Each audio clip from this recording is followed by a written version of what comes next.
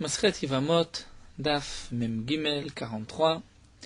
Nous commençons Daf Mem Bet Amud Bet, 6 lignes avant la fin.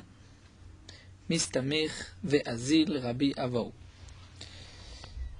La Gemara nous rapporte, toujours à la suite de ce que nous avons vu, Machloket, Varkar Stam, Ustam, Vachakar Machloket, que Mistamir Ve'azil Rabbi Avaou s'appuyait à Katfé de Rabbi Nachum Shamé sur les épaules de Rabbi Nachum, son Shamash, son serviteur, celui qui l'accompagnait. Mankid Ve'azil al-Chetamine, et donc Rabbi Nachum posait des questions, demandait des halachot à Rabbi Avaou, chez nous dit des halachot psukot, la halacha est comme qui. Et il lui a posé la question suivante: Baimine machloket varkar stam mai. Quel est le din lorsque nous avons une machloket varkar stam? C'est-à-dire, nous allons rappeler cette règle. Nous avons, comme l'a dit Rabbi Yochanan plus haut, une règle, un klal, halacha kestam mishnah. C'est-à-dire, Rabbi, qui lui a composé les mishnayot, a parfois rapporté le nom du Tana qui avait enseigné tel ou tel din, et parfois il n'a pas marqué de nom. C'est ce qu'on appelle stam mishnah. Stam, ce n'est pas marqué de nom, on ne sait pas qui est l'auteur. Généralement, lorsque Rabbi était d'accord avec cet enseignement, donc il ne rapportait même pas le nom pour montrer tous les chachamim sont d'accord. C'est ce qu'on appelle stam mishnah. Lorsque nous avons stam varkar machloket ou machloket varkar stam, c'est-à-dire que puisque Rabbi n'a pas marqué de nom, il a enseigné une phrase, une halacha, sans donner de nom, c'est que Rabbi était d'accord avec cet enseignement. Mais si, au début, il avait rapporté une machloket, et un peu plus loin, dans une autre masechet, ou dans la même masechet, Rabbi rapporte d'abord la machloket et encore stam, et ensuite il marque une phrase, une halacha sans nom, qui reprend un des points de la machloket. La halacha est comme qui? Et là, Rabbi Avaou répond halacha kestam. La halacha est comme stam. Puisqu'au départ, Rabbi a rapporté la machloket, ensuite il marque la phrase, le clan stam, sans donner de nom, c'est qu'il est d'accord avec cet enseignement. Dans le cas contraire, stam varkar machloket mai, quel est le din? C'est d'abord Rabbi a rapporté une halacha, et ensuite, plus loin, il nous rapporte le même din, mais sous forme de machloket. Un Tana pense ainsi, un autre pense différemment. Est-ce que Rabbi va trancher, va se porter plus sur le stam? Là, il lui a dit non. Amarle en halacha kestam. Rabbi, ici, nous montre que la halacha n'est pas comme le stam, puisque il nous rapporte la machloket après. Et là, voici la question de Rabbi Nachum. Stama de matnitim ou machloket bebraita mai. Nous avons une mishnah où la halacha est rapportée sans aucun nom, stam mishnah, et ensuite dans une braïta, nous avons la machloket. Donc nous devons savoir que les braïtot n'ont pas été enseignés par Rabbi. Rabbi n'a fait que rassembler ce que les Tanaïm précédents avaient dit. Il y a malgré tout des halachot, des paroles des Tanaïm qui n'ont pas été marquées par Rabbi, mais qui ont été ensuite rassemblées par son élève Rabbi Chia, qui a composé les braïtot. Nous avons aussi les toseftot. Donc la question de la Gemara, dans la Mishnah, nous avons stam, un enseignement sans aucun nom, et dans une braïta, nous trouvons machloket, une machloket. Est-ce que on va dire aussi que la halacha n'est pas comme stam mishnah, puisqu'il y a une machloket qui suit dans une braïta, ou bien puisque dans la Mishnah, la machloket n'est pas rapportée, donc halacha kestam mishnah. Amarle, il lui a dit halacha kestam. La halacha, c'est comme stam mishnah. Dans le cas contraire, machloket bematnitim, nous avons dans une mishnah une machloket. Mais stama bebraïta, et dans la braïta, c'est marqué l'enseignement sans aucun nom. Maï, quel est le din? Amarle, il lui a dit, là dans ce cas-là, vechi rabbi lo shena'a rabbi Chia minaim lo, c'est une phrase qui est rapportée souvent dans le chasse, où la Gemara nous dit, si Rabbi ne l'a pas enseigné, Rabbi qui a composé les Mishnayot n'a pas enseigné cette halacha, Rabbi Chia n'enlève minaim lo, d'où est-ce que Rabbi Chia, son élève, savait que la halacha était comme cette Mishnah pour la rapporter, comme cet enseignement pour rapporter cet enseignement sans aucun nom sous forme de stam. Donc si Rabbi, dans la Mishnah, a rapporté une machloket, donc il n'a pas voulu trancher, il n'a pas voulu dire, il ne l'a pas rapporté sous forme de stama, c'est-à-dire sans nom, sans machloket, c'est qu'en vérité, Rabbi n'était pas sûr de fixer la halacha comme ce din-là. Donc Rabbi Chia minaim lodo, est-ce que Rabbi Chia, lui, savait que la halacha devait être comme ce stam pour, dans la Braïta, ne rapporter que un seul avis sans donner de nom. Donc la conclusion ici de la Gemara, c'est que si c'est marqué machloket dans la Mishnah et stama dans la Braïta, la halacha n'est pas comme le stam. Amarle, il lui a dit, mais pourtant, vatnan, nous avons une Mishnah. Ou dans la Mishnah, nous avons stam Mishnah. Et pourtant, nous verrons que la halacha n'est pas comme cette Mishnah. Donc la Gemara nous rapporte la Mishnah. Amarle vatnan. Donc nous sortons de Yevamot. Masrek shel pishtan.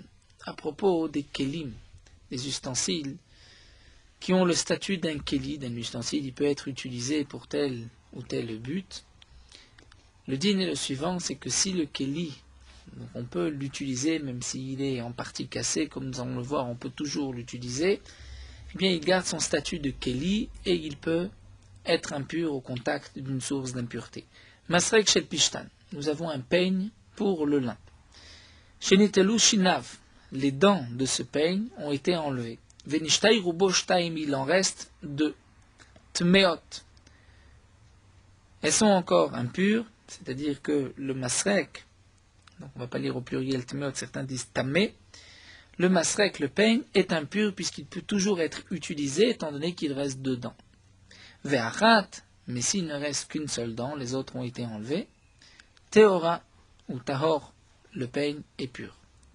Vekulan, et dans tous les cas, c'est-à-dire chulan et toutes ces dents, shenitlu achat achat bifnei atzman tmeot, si les dents ont été prises une à une, elles sont impures. C'est-à-dire les dents elles-mêmes sont impures puisque on peut les utiliser comme nous le verrons par la suite dans la Gemara. Ça c'est pour un peigne shel pishtan de lin. Shel tsemer, si c'est un peigne pour la laine, là c'est différent. Shenitlu shinav, si les dents ont été enlevées, sont tombées, se sont cassées, achat mi benataim tahor.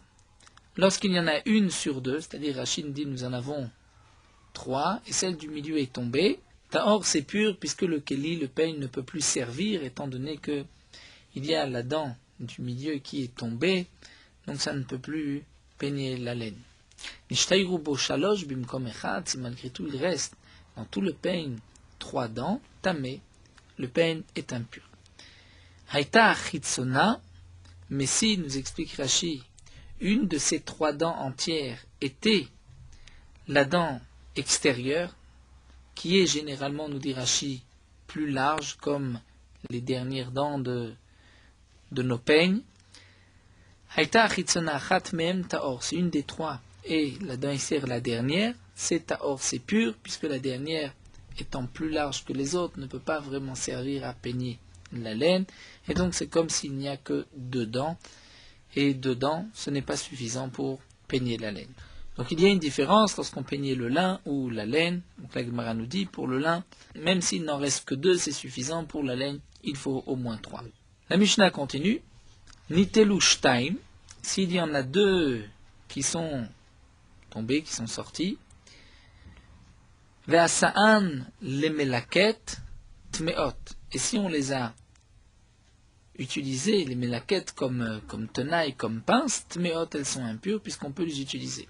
Achat, mais s'il n'y a qu'une seule dent, vite kina les nerfs et qu'on l'a préparé, on l'a arrangé pour les nerfs, pour s'en servir dans la veilleuse, pour enlever les restes de mèche, ou les mitouach, ou bien pour tendre un habit, comme Rachid nous dit, comme c'est l'habitude des tailleurs, de tendre des peaux avec des clous.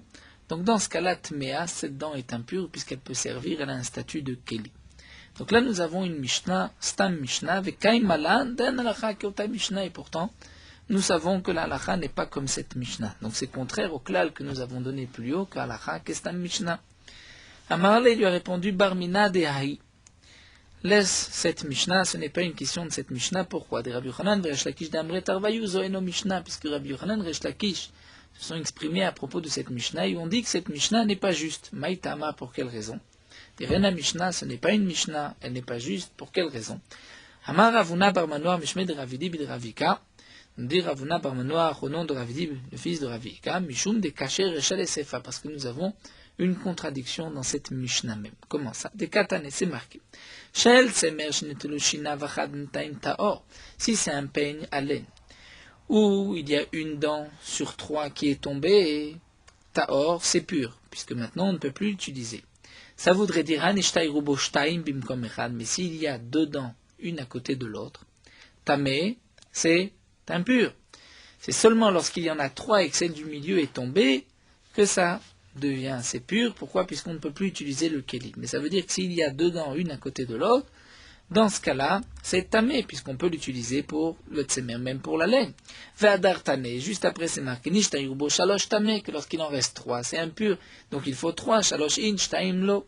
Donc tu vois que la Mishnah elle-même n'est pas juste, puisque les diukim, on pourrait déduire d'une partie de la Mishnah indigne, et de la suite de la Mishnah, on pourrait déduire le contraire. Demande la Gemara, c'est une question, ça, ou maïkouchia, quelle est la question? On peut répondre simplement, dilmaha begaviyate abebrayate.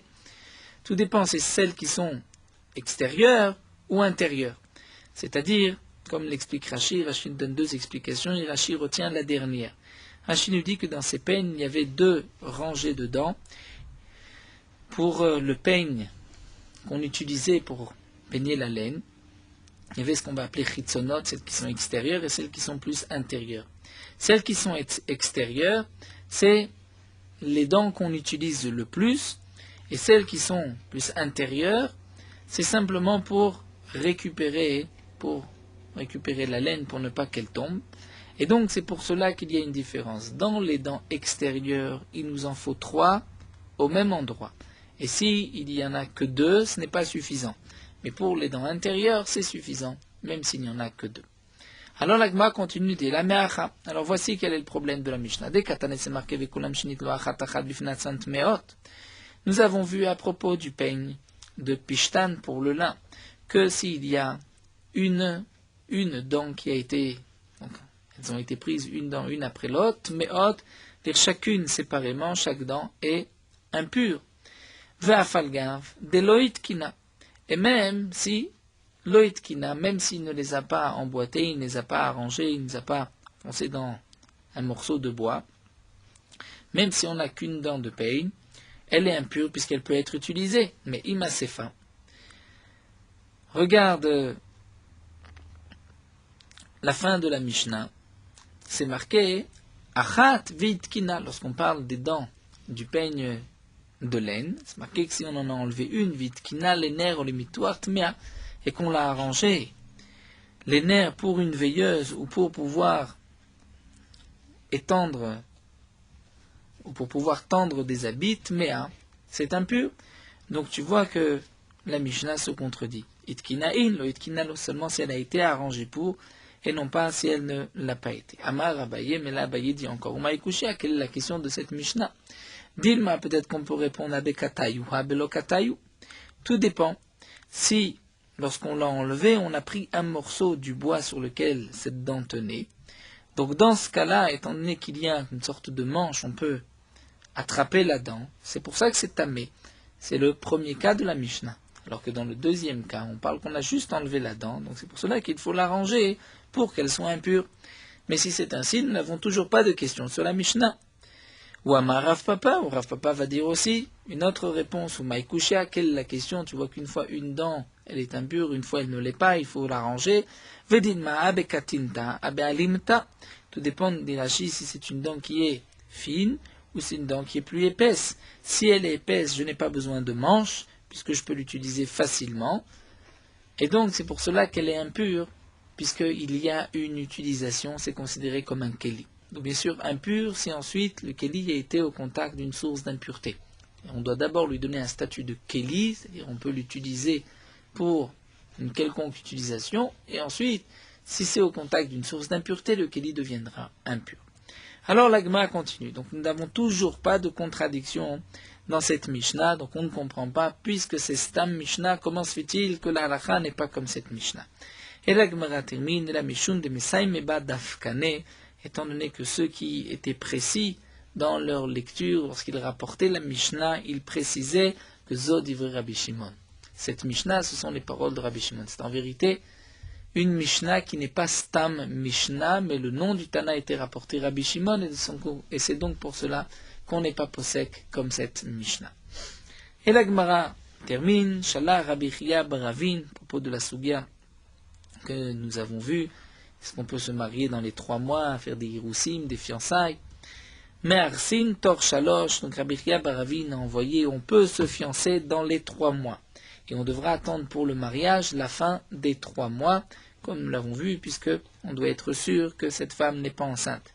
Vren aussi maase, et c'est ainsi qu'on agit, c'est-à-dire, nous explique Rashi, c'est ainsi que j'ai vu les Chachamim agir. Vren aya Rabbi Lazar melamdenu, de même Rabbi Lazar nous enseignait, Mishum Rab Chanina Agadol, on a Rab Chanina Agadol, Rubo shel Rishon, Rubo shel Shlishi. Nous n'avons pas besoin de 3 mois entiers, même si nous avons la majorité du premier mois, la majorité du 3e mois, Vem Tsaï, et le mois intermédiaire du milieu est entier, c'est suffisant. Amimar, Charel et Ares Biyom Tishim, Nekman nous dit que Amimar, lui, permettait de se fiancer seulement le 90e jour. Après le décès, le divorce. Amarle Ravashi le Amimar, Ravashi a dit Amimar, Varav Shmuel d'Amret Avrit Tzcha Lamdim Shalosh Chodashim. Pourtant, Rav Shmuel ont tous les deux enseigné qu'elle doit attendre 3 mois, Chutz Miyom Shemetbo. On doit compter 3 mois, à part le jour où le mari est mort, Chutz Miyom Shenitar Sabo. Et aussi, sans compter le jour des Hiroussin, jour du fiançailles. Donc ce n'est pas juste le 90e jour. Haou, il faut un peu plus, il faut terminer les 90 jours. Haou, l'Agma répond, ce qu'a dit Rav Shmuel, c'est l'Inyan Meneket Itmar. C'est à propos du din de la Meneket de la femme qui allait. Des Rav Shmuel d'Amret Tavayou, puisque Rav Shmuel ont tous les deux enseigné que Tzricha Lamtin Chavdalet Chodesh doit attendre 24 mois, Chutz Miyom Shenoladbo, à l'exception du jour où l'enfant va naître, puisque nous avons vu qu'il faut 24 mois à partir du moment où l'enfant est né, pour ne pas qu'il soit sevré, qu'il manque de lait et qu'il meure. Donc on va compter 24 mois, à part le jour de la naissance de cet enfant, Vechutz Miyom Shenitar Sabo, et à part le jour du fiançailles, jour où la femme va se fiancer.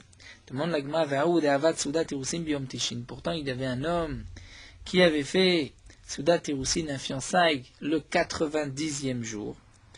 Donc le 90e jour, nous avons vu, d'après la réponse de la Gemara, qu'on peut se fiancer le 90e jour si la femme n'allait pas.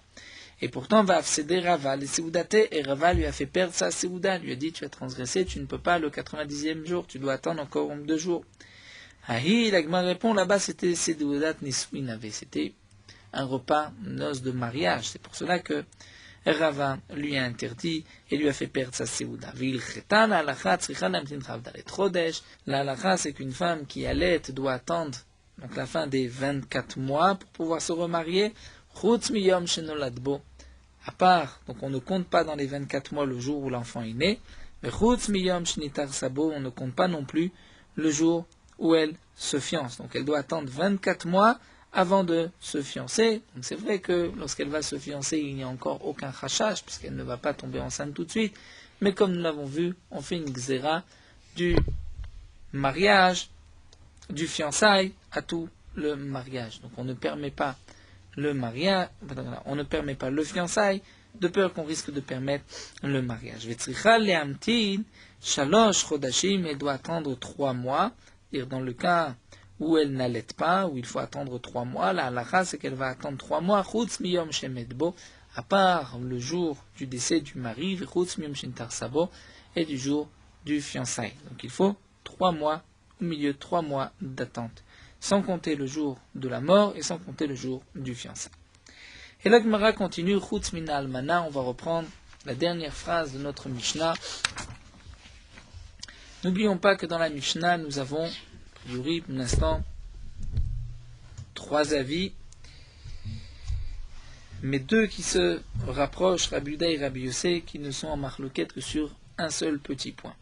Donc dans le Tanakama de notre Mishnah, nous avons vu qu'il y a une interdiction pour une femme de se fiancer ou de se remarier pendant les 3 mois. Elle doit attendre 3 mois, que ce soit pour un hiroussin, ou pour Nisouin ou pour un mariage. Donc même les Iroussines sont interdits, c'est une xéra, de peur qu'on vienne à faire le mariage dans les 3 mois. Et pas seulement une femme qui avait été mariée, donc qui est peut-être enceinte, même une femme qui n'était que fiancée, qui n'avait reçu que les kiddushin, n'était pas passée sous la choupa, et donc il n'y a pas de chachash, elle n'est certainement pas enceinte, malgré tout, elle n'a pas le droit de se marier, elle doit attendre 3 mois, c'est aussi une xéra, une aroussa atou nesua. Rabbi Yehuda dans la Mishnah a dit que toute femme qui était nesua mariée peut se fiancer et elle attendra la fin des 3 mois pour se marier. Et une femme qui était fiancée dont le mari est mort, à ce moment-là, elle pourra même se marier dans les 3 mois puisque c'est sûr qu'elle n'est pas enceinte. Et Rabbi Yossé avait terminé la Mishnah en disant que toutes les femmes peuvent se fiancer. Donc Rachid nous a expliqué que Rabbi Yossé est d'accord avec Rabbi Yehuda. Toute femme qui était mariée peut maintenant se fiancer, elle attendra pour le mariage la fin des 3 mois, à l'exception d'une veuve qui doit attendre au moins 1 mois, comme nous allons le voir, Mipnei Iboul, parce qu'elle est dans une période de deuil de Avelut. Et là, Gemara reprend ce dernier point de Rabbi Yossé, et Rav Frizda nous dit Kalvachomer. Amar Rav Frizda Kalvachomer. Rav Frizda se pose la question, comment se fait-il qu'une almana, donc une femme qui a perdu son mari, ne peut pas se remarier immédiatement, même dans le mois. Si déjà, comme nous allons le voir, pendant la semaine de Tisha B'Av, où on n'a pas le droit de laver ses habits moutar liares, on a pourtant le droit de se fiancer. Donc le fiançailles de l'Agmara, n'oublions pas que c'est des kiddushin. Ce n'est pas la choupa, c'est des kiddushin, à partir du moment où la femme va être considérée comme femme mariée chez Tish, mais il n'a pas encore le droit de vivre avec elle. Il doit y avoir encore les nisouim, la choupa. Donc, Uma bim, comme demande Rav Frizda, si déjà pendant la période Shasur les Chabes, et pendant la semaine de Tisha B'Av, on n'a pas le droit de laver des habits mutar liares, on a le droit de se fiancer, mais comme chez mutar les Chabes, pendant la période des Shloshim, des 30 jours, donc après la semaine des Shiva, on a le droit de laver des habits, elle nous dit chez mutar liares, n'est-ce pas à plus forte raison qu'on a le droit pendant cette période-là de se fiancer aussi? Mahi, quel est le din d'Itnan? Nous avons vu dans une Mishnah, Shabbat Shchal Tisha B'Av Betocha, je veux dire la semaine, Shabbat ici ça comprend le Shabbat, mais la semaine où tombe Tisha B'Av, Asur le Saper ou le Chabes, on n'a pas le droit de se couper les cheveux et de laver des habits, ou Bechamishi, et le jeudi, Mutam Tekvad Shabbat, on a le droit en l'honneur de Shabbat. Vetania. Et nous avons une braïta qui dit Kodem Azman Azeh, c'est-à-dire avant ce moment-là. Donc là, je nous explique, c'est-à-dire on pensait avant Tisha B'Av, pendant la semaine. Ha'am Ma'atim Biskem, le peuple va diminuer leur commerce, milissam, militen, de vendre et d'acheter, milivnot, vilintoa, de construire ou de planter, ou me'arsin, aval, lokonsin. On a le droit de se fiancer, les roussin, mais pas de choupa, pas de knissa, les choupa. Ve'enosim seudat irousin, mais on ne fera pas de seuda, de repas pour les irousin. Donc on voit que bien que pendant la semaine de Tisha B'Av, on n'a pas le droit de laver du linge, mais on a le droit de se fiancer. Donc si pendant les shloshim, on a le droit de laver du linge, à plus forte raison qu'on a le droit de se fiancer. L'Agma répond Kitaniaï kodem de kodem. Ce qui est marqué dans la braïta qu'on a le droit de se fiancer, ce n'est pas kodem azman azeh, c'est-à-dire avant Tisha B'Av et pendant la semaine, mais c'est avant la semaine de Tisha B'Av. Et donc avant la semaine de Tisha B'Av, là on a le droit de laver et on a le droit aussi de se fiancer. Mais c'est vrai que pendant la semaine de Tisha B'Av, on n'a pas le droit de laver, peut-être qu'on n'a pas le droit non plus de se fiancer. Et donc, la question de Rav Frizda est tombée. Amar Rava, Rava nous dit, V'kodem de kodem name kalvachomer. Rava maintient, il dit que même si on explique que avant, le kodem de kodem, c'est avant la semaine de Tisha B'Av, avant la semaine de Tisha B'Av, on a le droit de se fiancer, et on a le droit aussi, c'est vrai, de se laver, on a quand même un kalvachomer. On va dire ainsi, Umavim, comme ça sur l'issa viliten mutar liares.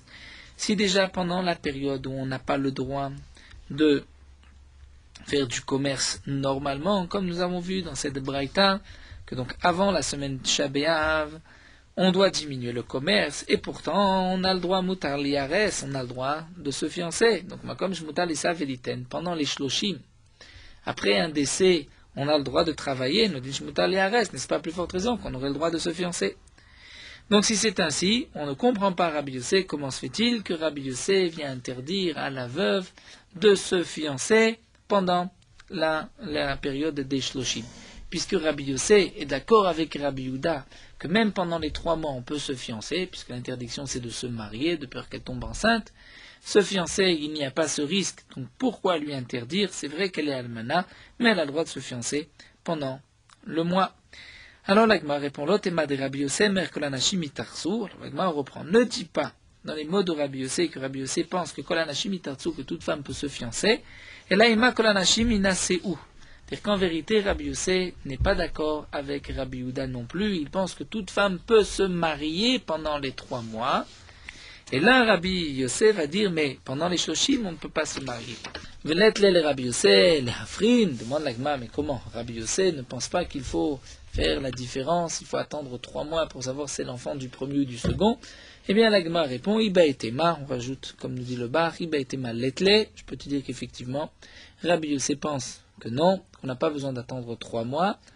Veiba etema leolam itle, où je vais te répondre que Rabbi Yossé pense itle, il pense que on doit attendre 3 mois, donc nous verrons la suite. Tout d'abord, première réponse de la Gemara, c'est vrai que d'après Rabbi Yossé, on n'a pas besoin d'attendre 3 mois. Et donc Rashi nous dit, si c'est ainsi, nous avons vraiment 3 Tanaïm, une longue marloquette dans la Mishnah. Donc Rabbi Yossé ne se rapporte pas sur le din de Rabbi Yehuda, juste sur le din de Avelut, il est même en marloquette sur les Nisuim. Et donc nous avons 3 marloquettes, nous explique Rashi, c'est que Tanakama interdit même à une femme qui était fiancée, qui a perdu son mari, de se fiancer, puisque Tanakama va interdire une aroussa à tout Nesua et la haros à tous les Nasot de se marier. Mais il va interdire les Hiroussines à tout Nisui. Rabbi Yehuda lui pense qu'une femme qui était mariée peut se fiancer, une femme qui était fiancée peut se marier. Il ne fait pas de xéra, ni une aroussa à cause d'une Nesua, ou les Hiroussines à cause des Nisui. Et Rabbi Yossé lui viendra dire qu'on n'a même pas besoin d'attendre 3 mois, et donc d'après Rabbi Yossé, même une femme qui était mariée, qui a perdu son mari, peut se marier immédiatement après. Ça c'est la première réponse d'Agma. Veiba etema. Ou encore nous dit l'Agma, on maintient que d'après Rabbi Yossé, il faut quand même attendre 3 mois pour une femme qui était mariée. Si elle veut se remarier, elle doit attendre 3 mois, puisqu'il faut savoir si c'est l'enfant du premier ou du second. Alors comment comprendre Rabbi Yossé? Veima Rabbi Yossé omer kol arusot gerushot inasu. Donc Rabbi Yossé va dire ainsi, toute femme aroussa qui était fiancée et qui a divorcé, inasu a le droit de se marier. Pourquoi? Parce qu'elle n'est pas veuve, elle n'est pas en deuil. Et Rabbi Yossé viendrait dire qu'à l'exception d'une aroussa, c'est-à-dire d'une fiancée qui est almana, qui est veuve, qu'elle doit attendre avant de se marier, elle doit attendre la fin des 30 jours. Et donc là, on répond à notre question. C'est-à-dire que la question de la Gemara était que comment se fait-il que Rabbi Yossé interdit même un fiançailles pendant les 30 jours? Un fiançailles, on pourrait le faire pendant les 30 jours. Donc la Gemara répond maintenant, c'est vrai, Rabbi Yossé n'a pas interdit le fiançailles, Rabbi Yossé a interdit le mariage. Le mariage est de toutes les manières interdit même d'après Rabbi Yehuda si la femme était Nesua mariée. Mais Rabbi Yossé ici, d'après la deuxième réponse, nous parle d'une aroussa, c'est-à-dire d'une femme qui était fiancée, qui a perdu son mari.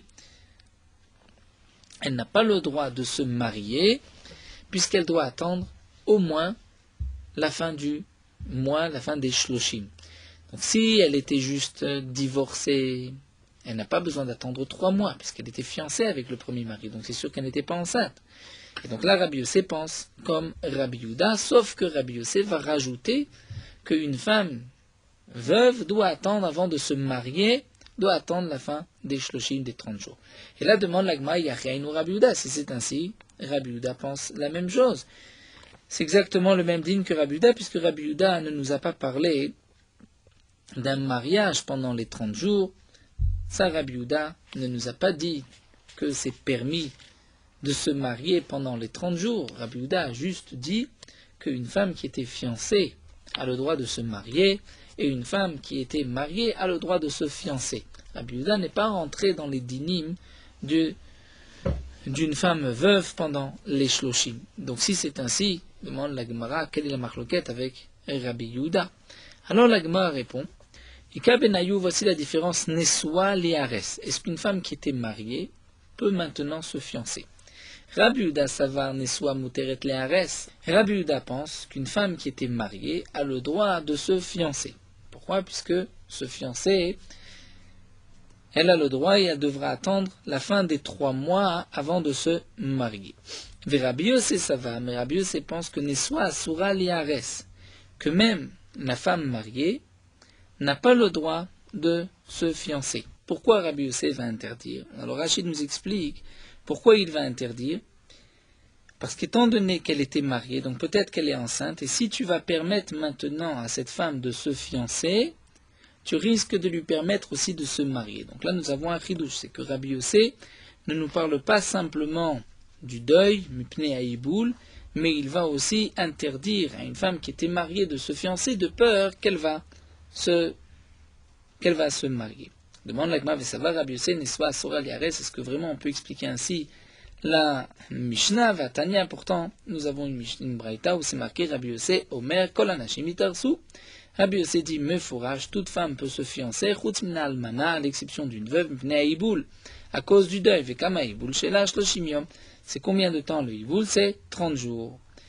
Vechulan, et toutes les femmes, Lo Inasu Achulaim Shalosh Chodashim, elles vont devoir attendre la fin des 3 mois, c'est-à-dire c'est Kulan, les femmes mariées, qu'elles soient divorcées ou veuves, elles doivent attendre avant de se marier la fin des 3 mois. En tout cas, nous voyons ici, a priori dans cette braïta, puisque Rabbi Yossé a dit Kol Anashim Itarsu Chutz Mina Almana, donc ça montre bien que toute femme, ça voudrait dire toute femme mariée, a le droit de se fiancer. Et nous voulons dire maintenant le contraire d'après Rabbi Yossé.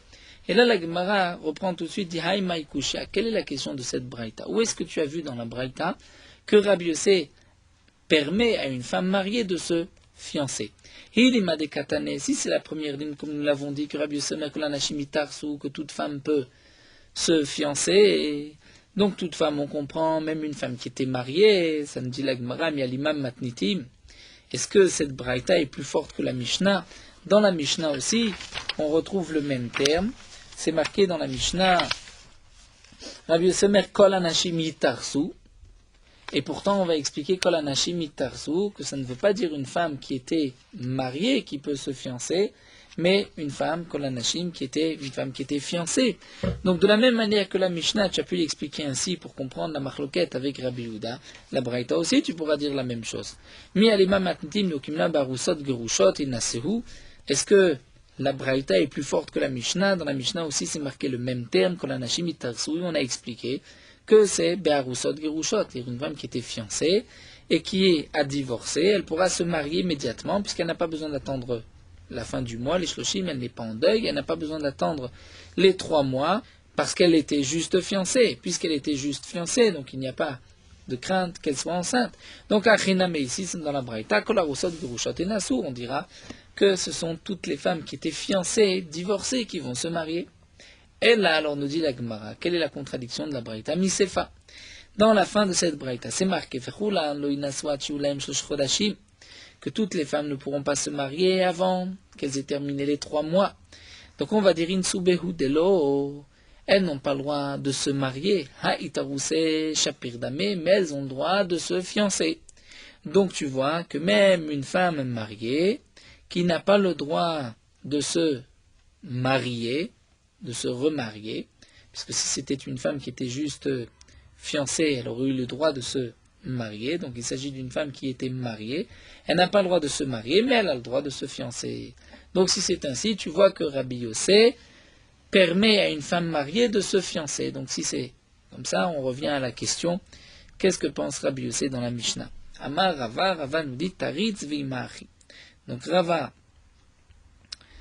reprend et nous dit, c'est vrai, n'enseigne pas dans la Braïta, Vechulan lo yinaseu, qu'elles ne vont pas se marier, donc tu pourrais dire qu'elles peuvent se fiancer. V'imachi, Rabbi Yossé, Omer kol arusot gerushot yinaseu. Donc on va lire ainsi, Rabbi Yossé permet à toute femme qui était fiancée, divorcée, de se marier, chutz mina almana mipnei haïboul, à l'exception d'une veuve, à cause du deuil, bien que elle n'a pas besoin d'attendre les 3 mois, étant donné qu'elle était juste fiancée, malgré tout, elle doit attendre 30 jours. Le temps du deuil. Venesuot. Et donc là, voici ce que Rabbi Yossé nous dit.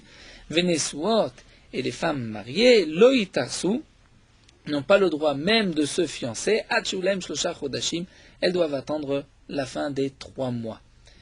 Pourquoi? Puisque Rabbi Yossé va être gozer, va interdire les irousin d'une femme mariée de peur qu'elle va se remarier même pendant les 3 mois. Donc ici, la Gemara a répondu de 2 manières comment on peut comprendre notre Mishnah et la marloquette entre Rabbi Yehuda et Rabbi Yossé. Donc la Gemara était partie de la question suivante, n'oublions pas la question de la Gemara, c'est important puisqu'ensuite on va reprendre depuis le début.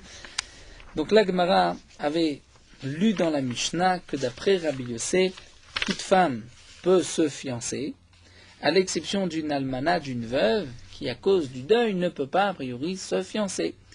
Et la question de la Gemara était la suivante, c'est que même pendant la période deuil les shloshim, une femme a le droit de se fiancer. Donc, comment expliquer la Mishnah? Alors la Gemara donne une première réponse, c'est qu'en vérité Rabbi Yossé, lorsqu'il a dit que l'anashim itarsu,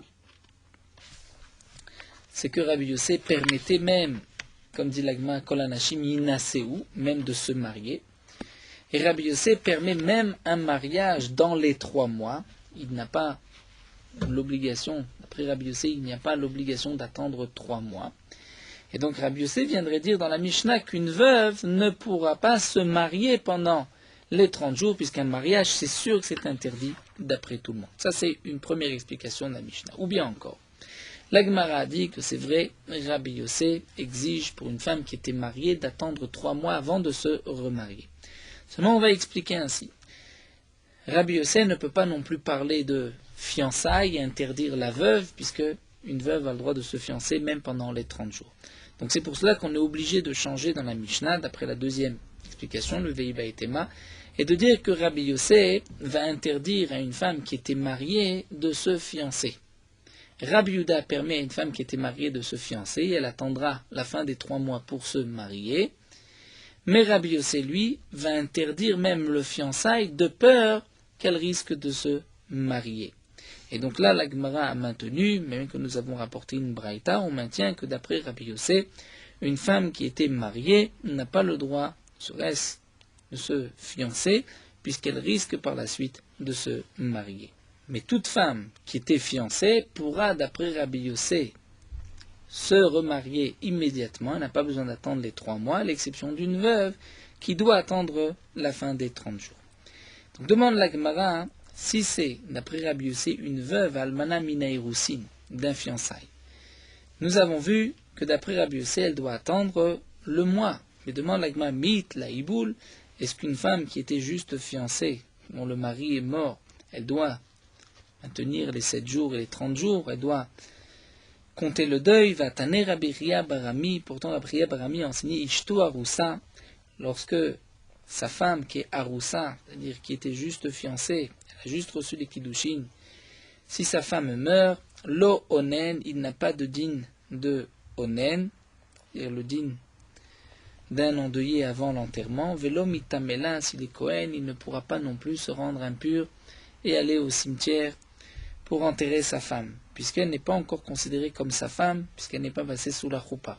Vechenhi, de même elle, si c'est son mari qui est mort, donc le mari juste après les fiançailles, lo onenet velo mitam malo.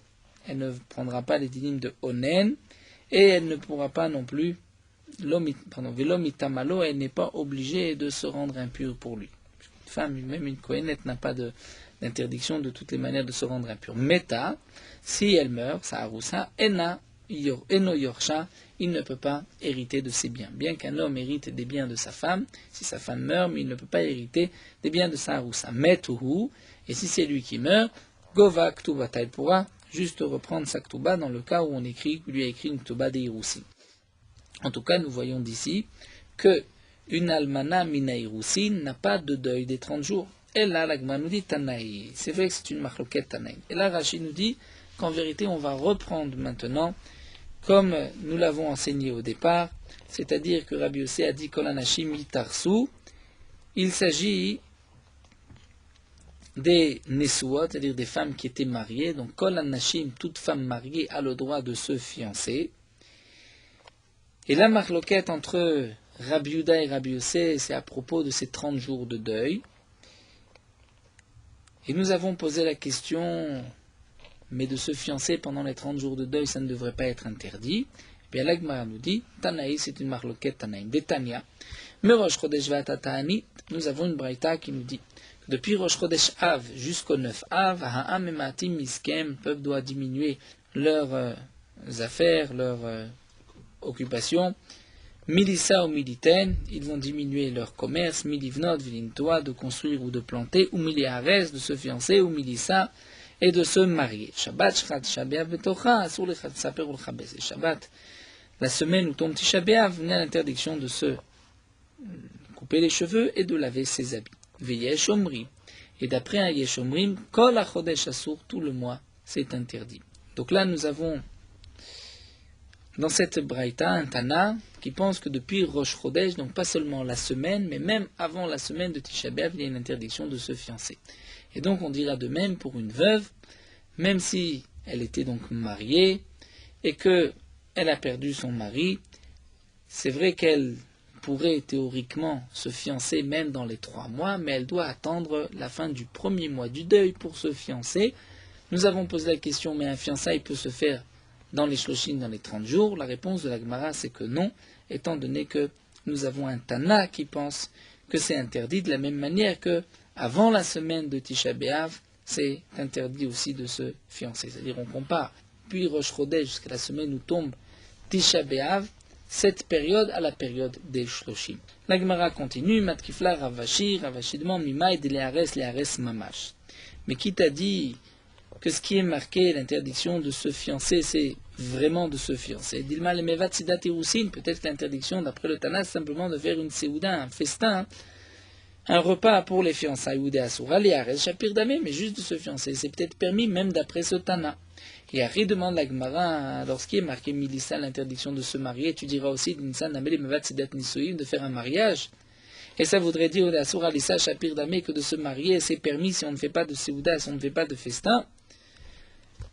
Donc de la même manière que tu ne peux pas expliquer que les Nisuim c'est juste le festin, tu n'expliqueras pas non plus. Dans les Hiroussi, Achi Ashtan dit la Gemara, ce n'est pas une comparaison, Bishlaman Nisuim Bilo Seuda et Kasimra.